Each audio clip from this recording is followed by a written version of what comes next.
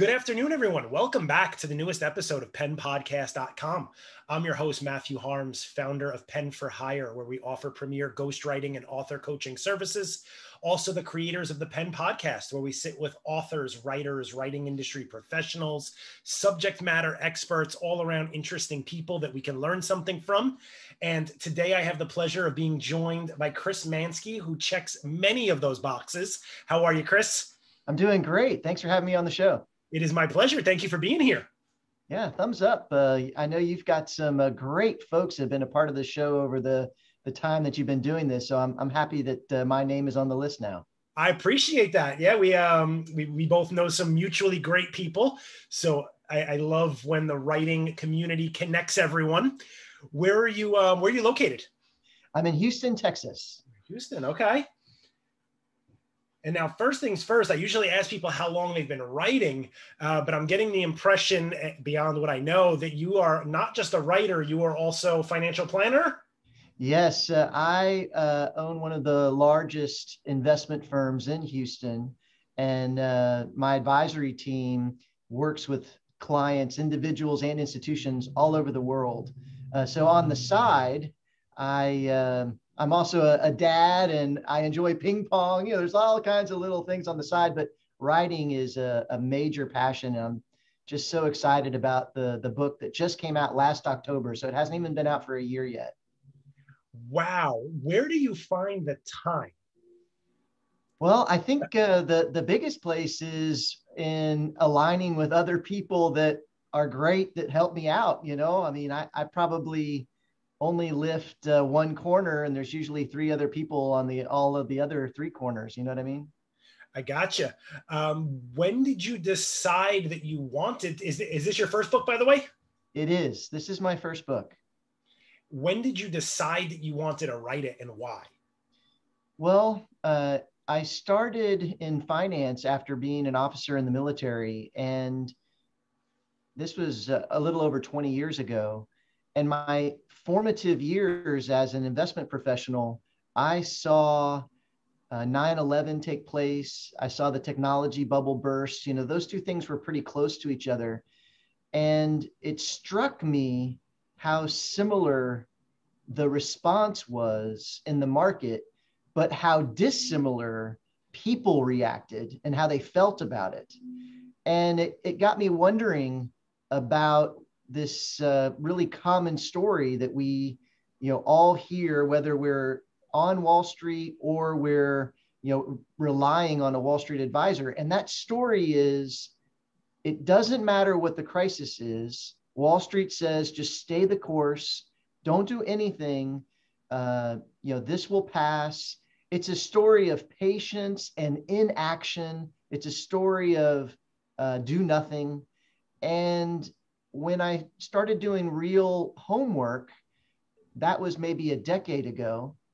So yeah, this has been a long time in the works, and it's involved multiple researchers, hours and hours of homework. And I mean, in the end, we've got a really great look at what's the reality behind investing through crisis. I love it. So just to share with you, maybe a lot of people know, but maybe not. I spent about 15 years in the financial world. All right. Unlike you, I didn't enjoy it quite as much. It was more a product of when I was in high school, I wanted to be a writer. I was told that's not a real job. So go to college, get a degree. What's a good degree? I don't know. I'm in New York. I'll go to finance. I'll go work on Wall Street. Didn't quite happen. Wound up working in retail financial services a little more, but I had my life insurance license, my health insurance license, 663. And one of the big things that, outside of me not having a passion for it, that pushed me away is everything you're saying right now.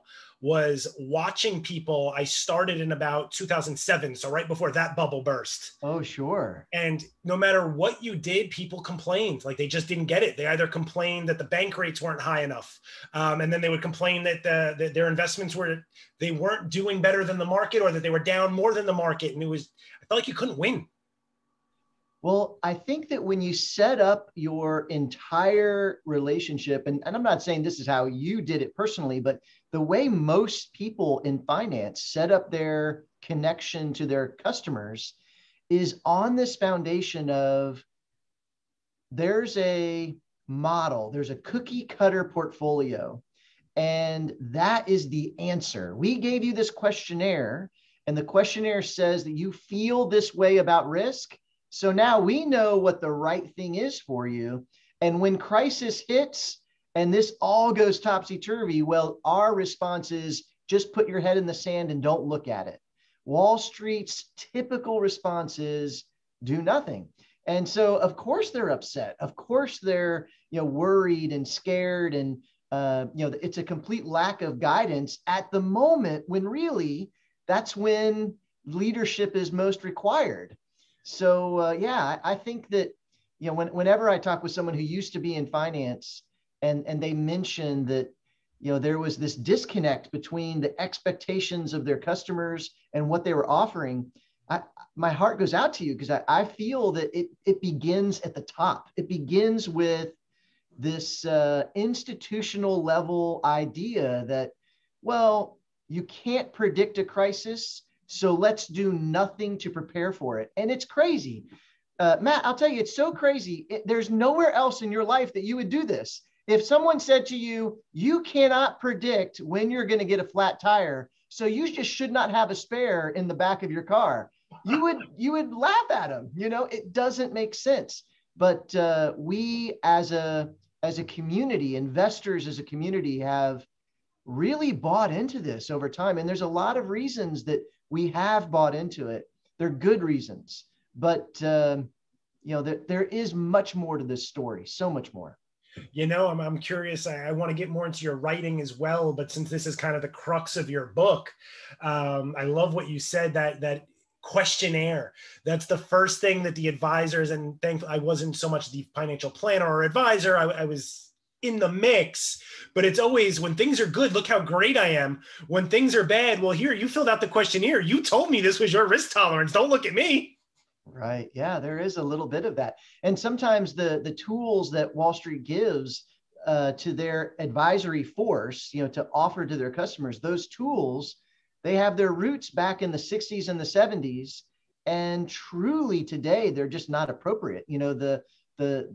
The way that customers pay Wall Street has changed since then.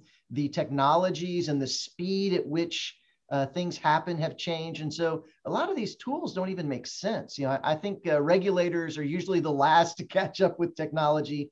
And that questionnaire is something that, it's a nice piece of the puzzle, but gosh, it's just a piece. There's so much more when you're investing or working with people's personal finance. It's like you just read my mind with the word regulators too. And I'm not going to go too specific on this because I don't feel like being sued. And I've bashed HBO enough over Game of Thrones that I don't need another corporate monster angry at me for my podcast. But there was a period of deregulation that has now allowed what you and I'm going to call other very independent professionals do, that has now been interwoven into every retail financial outlet that you walk into. So the same place the Social Security pensioner goes to deposit their check every month is the same person that's trying to shove investment advice down their throat, which in the past wasn't really allowed. There was some separation of banking and financial advising. Now, everyone wants to combine them. And I feel like you kind of muddy the waters there, and you're almost always going to get pushed in a direction that's going to make the bank more money. Yeah, we could have a whole nother podcast / conversation about this. You're right. I think when you look at fiduciaries, my firm is a fiduciary level investment advice provider. The vast majority of us, my firm included, we focus on just that one piece because it's too easy to have conflicts of interest when you start offering, mortgages on top of investments, or you start offering tax advice on top of investments.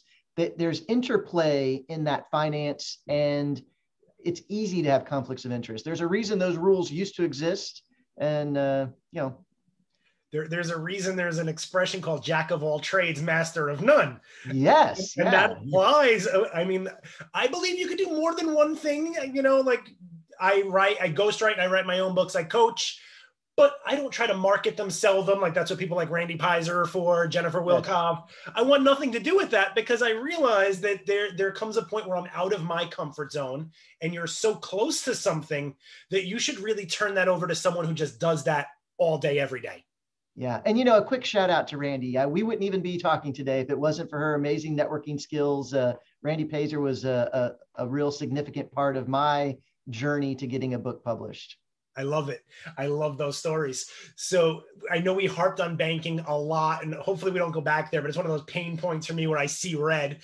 What in your book, so what was that aha moment where you're like, I have so much information, and I'm assuming this is why you wrote it, because as a wealth management professional, you can only directly impact the people you come in contact with on a daily basis unless you have a book.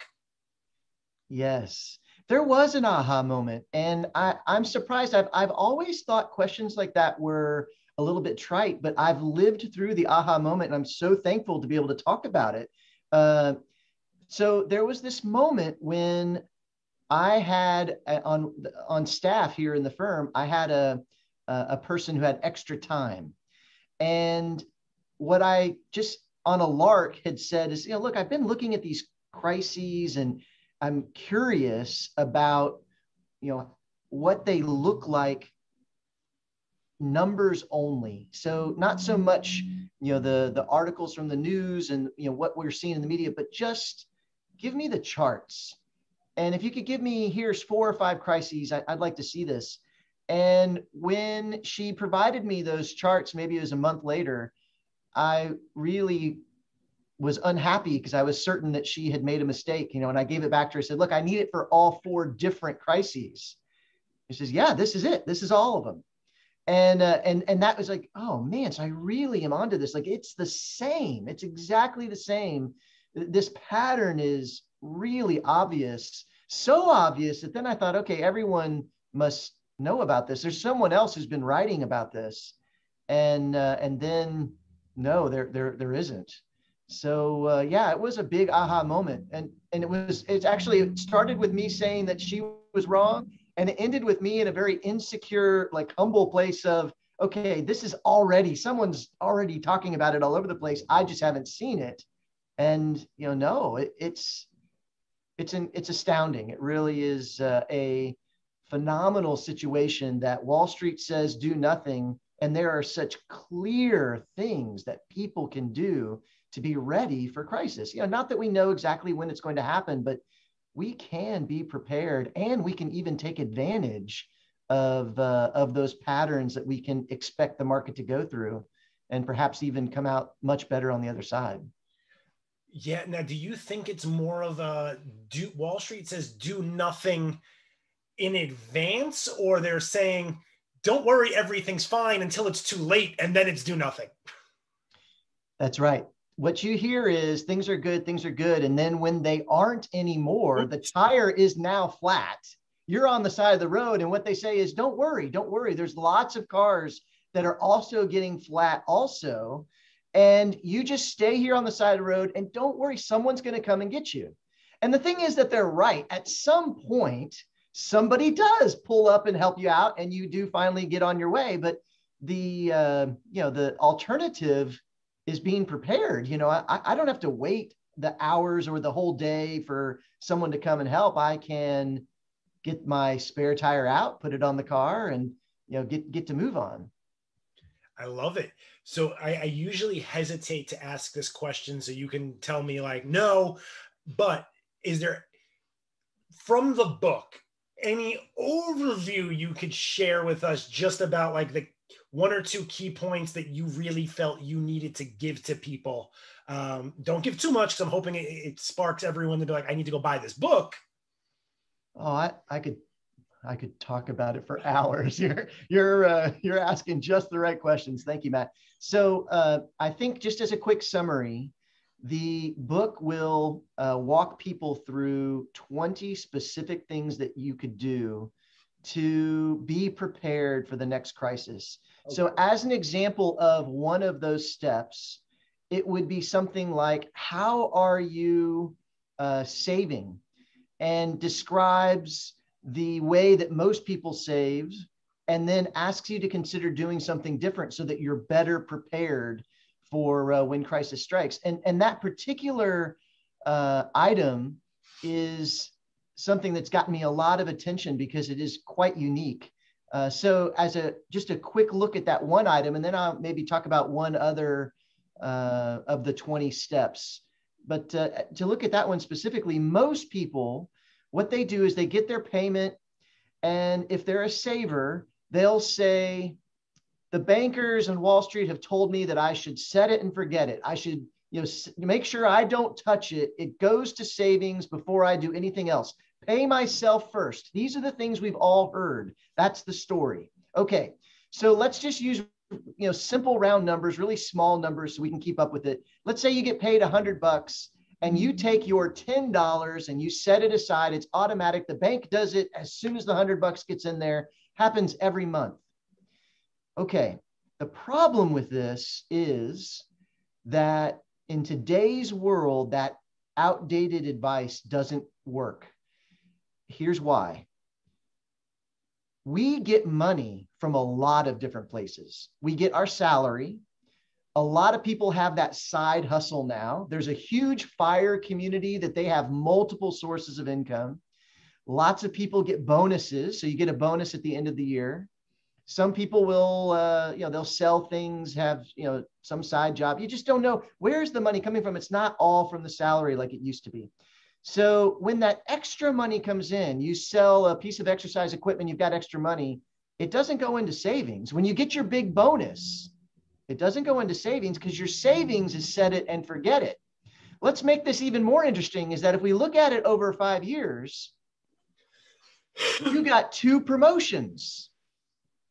And you didn't change your savings because your mindset was, hey, I'm saving. I set it and forget it. I'm on track.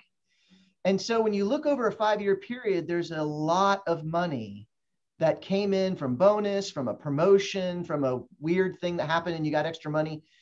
And none of that was part of the savings mentality. And it ends up getting spent. This is lifestyle creep. This is the keeping up with the Joneses. This is, oh, I've got it in my checking account. I should use it. It's a real issue.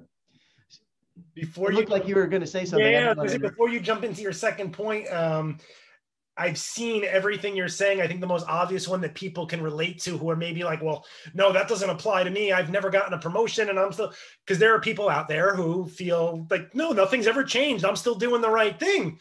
The stimulus checks. Exactly. Most people, those were out of their account before they hit. They were looking for them, not because they were going to save it or invest it or buy a piece of property. No, they were buying a new TV or new sneakers or a whole new wardrobe. Yeah, that's right. Yeah. So what my book does is it says, here's that problem. Let's look at it totally different. And here's the step that you can take. It's a simple step and it completely alters that problem and turns it into a solution. And that step is no money goes to your checking account. Everything that comes into your life, every cent, it goes into your savings first. That's where all your money goes. And then you decide, set it and forget it, what your lifestyle is. Don't set your savings and make that static. Set your lifestyle and make that static. So you have coming out to your checking from savings, whatever your monthly budget is, and that's it. Nothing else comes in, so that you can be sure that whether you got promotions or not, you still are living that same lifestyle. Whether you got money from church or from bingo or from that side hustle or from a bonus, it all goes into savings and your lifestyle is the same. You flip it around. That is such you know what? I'm just going to share this right now because as an ex-bank employee, that's so simple and it makes so much sense. You may not know this if you had never been on this side of the bank, but they, or at least most of the ones I worked at, they don't want you to do that because they get incented on your direct deposit going into your checking account. That's right. They pay out their bonuses and their sticky product commissions if your direct deposit goes into your checking account, it shouldn't make a difference where it goes, but for some reason it does. So they're never even going to try to pass along this type of suggestion because it doesn't work in their own best interest. Well, and that's what my book is revolving around. The Prepared Investor is the name of the book, and the idea is look at things a little different.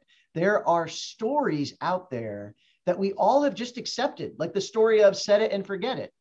No, that story, if you really look at it, it benefits the institution and not the individual. Same thing with you've got a diversified portfolio, just don't change it. Just, you got to stay the course. Everybody is suffering. We'll get through it together. No, there is so much more to that.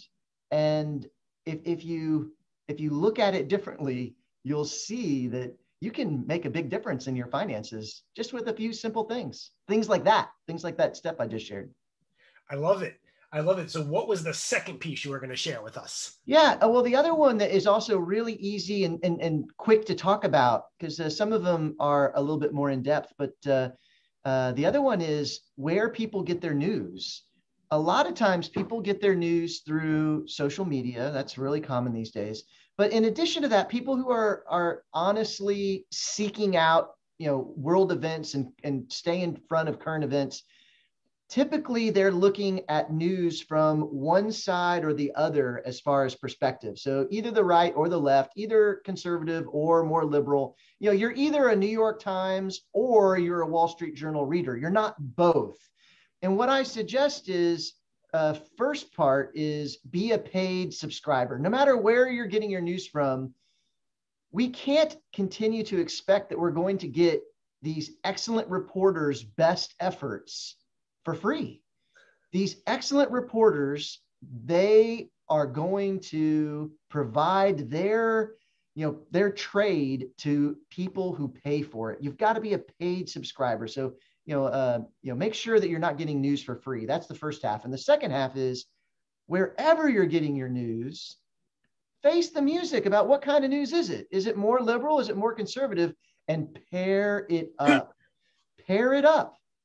Hear it from both sides. See what both sides are saying. And I think those two thoughts make you a lot more prepared, make you a lot more informed, and they really support a few of the other action steps, because in order to do some of the things we're talking about, you have to know what's going on. Yeah, there's two things I pulled out from what you just said. And the first is kind of another old adage, you get what you pay for. And there's certain things that people never hem and haw over, right? They'll go, you don't barter with your doctor, or if you need surgery, you don't question why the top surgeon charges something. You pay him because you want to come out of it okay. Same thing with financial advice. Why is news different? Why is it one of those things where we just want that free feed that gets pushed to our Facebook account, where if you're any level of understanding of the English language, when there's typos and grammatical errors, you can't really even go beyond that to take the credibility of the research behind it. Yeah, that's so true. And for people that are getting their news solely from social media, it's really dangerous, because social media isn't really a news source. They are how can I keep your eyes on our product so that an ad creates revenue for us? So they don't put the news in front of you. They put what attracts you in front of you. Yep. So you've got to be aware of that. And if your listeners are getting news through social media, they're not. They're being used. They're getting entertainment. Yeah, that's right. Yeah. One thing I just want to add to that too, that I think is important, right up the alley of what you're saying, is even if you're paying for the Wall Street Journal, you're paying for your information. You need to read the whole thing or listen to the whole thing. There have been so many times where someone will quote an article or a speech or an investment strategy, but all they did was take a soundbite. They didn't listen to what came before it or what came after it. By itself, it may sound like you listened to the advice, but you didn't. You took it out of context. That's true. There is a certain amount of time that goes into being aware of what's around you. The hard part is, can we take a summary? Can we take a news bite? Can we take a sound bite? or do we need to really dive into the article? And that's something I think that comes with time and experience as you're collecting the news from complementary sources, that offset each other. You can slowly get good at, okay, I don't have to dive into the details here. I've got enough, or I really do need to dive into the details here. And it's a skill. Absolutely. Thank you for chiming in on that. So tell me a little bit about your journey on this as someone who was not a writer prior to and felt the need to write this book to solve this problem. What did that look like for you after you got that moment of, I'm going to do this? Well, writing for me was a daily exercise with a word goal, and I just kept writing, and sometimes would go back and scribble and do a little revision, but most of the time I just kept trying to get the bones of the idea onto the page. And there was a point in that process where maybe I was halfway done or a little bit more than halfway done. It felt that way to me. And I began to look toward, well, what about when I have this draft complete? What's supposed to happen? I have no idea. And because I'm in the business of giving advice for a living, I thought I would go to people that were experts and ask for their advice. And so I attended a few of the major writing conferences. This was just before everything got locked down. There were conferences, if we remember those wonderful days, and it was such a wonderful experience. I just cannot share enough about how welcoming and helpful the writing community at large is. I assume in the world, but I only went to conferences, throughout the United States. But man, what an incredible, shot in the arm. You leave those conferences full of good ideas, really, really powerful learning, and, come back and just, get right back to that daily word goal, but now with an idea of what you're supposed to do later, and some of the contacts to back it up. These events, you get to shake hands with a lot of folks. And so, as the conferences were going by and I was able to make some good connections, one of the people that I met, we had already mentioned her, Randy Pazer, she saw a lot of promise in the book, and she did some marketing for the book, and she saw a lot of interest. She says, boy, there's a lot of people that are, pinging me about this. And so through her efforts, we got interest from a great agent and publisher, and it just really kind of quickly snowballed from there. Amazing. What was your favorite part of the process? I think my favorite part was attending the Writers Conference in San Francisco. My goodness, what great people over there. So welcoming, but also really smart. I mean, every speaker that stood up in San Francisco's writing conference, they hold that every year in the middle of February. Every speaker was top notch. I just cannot speak highly enough of those folks. In fact, I met an editor there who she had a wonderful impact on my book before the publisher's editors got a hold of it. So, the idea that, I wrote something and then it was printed, gosh, talk about that is the wrong idea. That it got changed with beta readers and with the editor that I met in San Francisco. And then the people that the publisher, sect on it, they really attacked the book. And there's a lot of revision, and every time it got better. It's really humbling. You think you've got something good on the page, and every time these experts improved it. And, and I end up with this book that I'm really proud of, but I'm also a little bit insecure about, because when I read it, I think, oh gosh, no editor anywhere could ever have fixed this problem. I gave him such a tough scenario here. This paragraph sounds so, but yeah, I'm happy to have the baby out walking right now. That's incredible. From a learning standpoint, I think what you said is so important, not just for writing, but for anything. No one is so good that they don't need any help or they don't need any refinement. Even top athletes, Olympians, they all have coaches, right? They have trainers, they have people who watch them. And even if you tweak the tiniest little thing, it could be the difference between getting a gold medal, selling 1 million books, or not. You're right. You're talking to one of the points in the book. So the 17th step out of 20 is get a coach. get a coach. And I'm not saying just financially. What are the things that you want to accomplish? Find someone who's done that thing and they're willing to, remove obstacles for you and hold you accountable. We're built this way, and there's a whole vignette in my book about why are we built this way? How do we know that it's true? It's a great little piece about the psychologist from Yale who helped to prove this. I love it. That's something I've recently realized for myself, probably about a year ago. Went and finally got my own coach for the first time ever. Congrats. Never quite understood why people spent all this money on coaching when they weren't an athlete. And just what you said, removing obstacles or opening your eyes to obstacles that maybe you never realized were there just because they've always been there. It's not an obstacle. That's what I do. No, fix it. Right. Yeah, that third party view is described in so many ways. I think in our language, the best description is the word professional. The professional provides that objective view. And when you've got a professional aligned, again, we're not just talking about finances, in athletics, or, you want to go from being the VP of sales to being the CEO. There's a path that needs to be walked. Someone else has walked it. They know that path. Get them in your world. Absolutely. Yeah. Make sure they keep you on that path so you don't wander off in the trees. And next thing you know, someone else cut ahead of you on the path. That's right. Oh yeah, that's right. Oh my goodness. I'm curious from a ghostwriting perspective, since most of my clients are putting together professional books to really help a subset of the clients they work with. How have your clients received your book?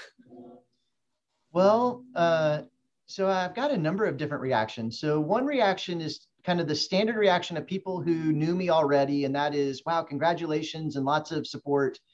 And then there's another reaction to people that they really didn't know me, or maybe they, one of the advisors on my team works with them, but they don't really know me at all. And the reaction there is a lot more powerful for me because, we've seen them doing notes on Amazon where they talk about their experience with the book. And here's someone that I really don't know them, and they're saying such great things about the book. And then the third one is people that, I don't know them at all. There was no connection at all. I don't know, it's just the way the zeitgeist works, that the prepared investor as a book, as a concept, it got in front of them. And when they read it, they felt compelled to reach out. There's two in particular that stick with me because in one case, it was a good 10-minute description of, this is how it's changed me. And this is why I look at things different. And with the second one, they said, look, we'd like to hire your team. We want to be with a proactive money manager. And when I had this book as just an idea in my mind, I didn't consider that it could lead to new clients. That just never even dawned on me. And it has. That's incredible to me. It's just, this whole process has been such a joy, and I get to talk with people like you, Matt. These are moments where I'm not looking at the numbers anymore. I'm engaged and getting to chat about something I'm very passionate about, so passionate about, I've spent a decade writing about it. It's such a happy time. This book launched last October, and this year has been, even though it's been a pandemic and I haven't been able to do handshakes or talks with rooms full of people, it's still just been a joy. Yeah, I can tell. You clearly are very passionate about what you do. And I love that last part of what you said, because a lot of people just want to share the knowledge. I have a running joke with a lot of my clients that no matter how well-intentioned your book is, you're going to solve a problem for someone. They're going to buy that book with the intention of solving their problem. They're going to read it cover to cover. And 70% of them are still going to hire you to solve the problem for them, because that's just the way it works, right? Knowing that they actually do come to you because of the book, though, is the real thrill of, wow, they got enough value out of it to realize that maybe this just isn't for them. Finance isn't for everyone. They want someone to be comfortable or to keep them comfortable, and so they don't have to watch the numbers every day, like you said. Yeah, that's right. Yeah, and we're proud to be of service. That's amazing. Chris, is there anything we didn't cover that you'd like to add?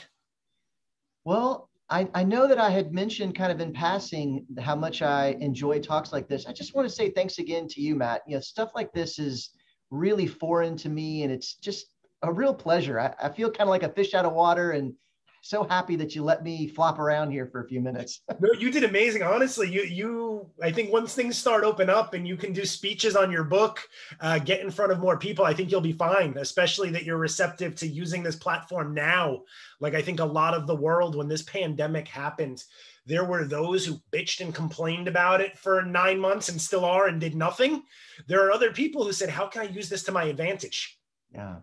So as long as you keep doing that, I think you have a whole other set of avenues open for you with the Prepared Investor, and your wealth management firm.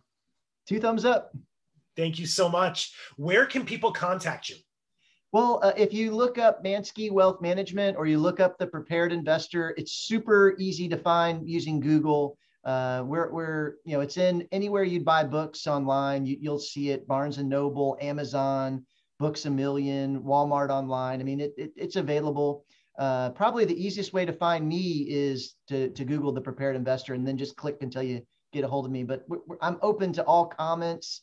I especially love to see reviews of the book online, and Goodreads has been, I mean, that's been such a fantastic community. I've seen readers are taking quotes from my book and putting them into, I guess, a database of quotes with Goodreads. And so we've seen some just snippets that, like, wait a minute, that they're saying that I said that. It feels really odd, and what a happy time, right? That is incredible. Yeah. I've actually used that database before for some quotes that I've pulled out for 2 of my books.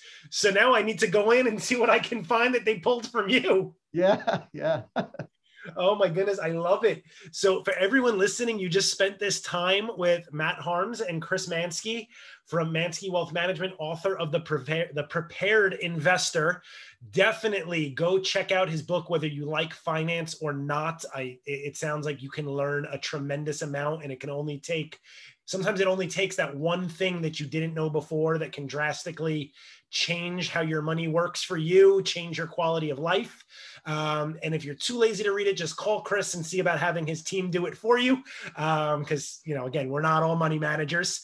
Chris, thank you so much again for being here. It's been an absolute pleasure.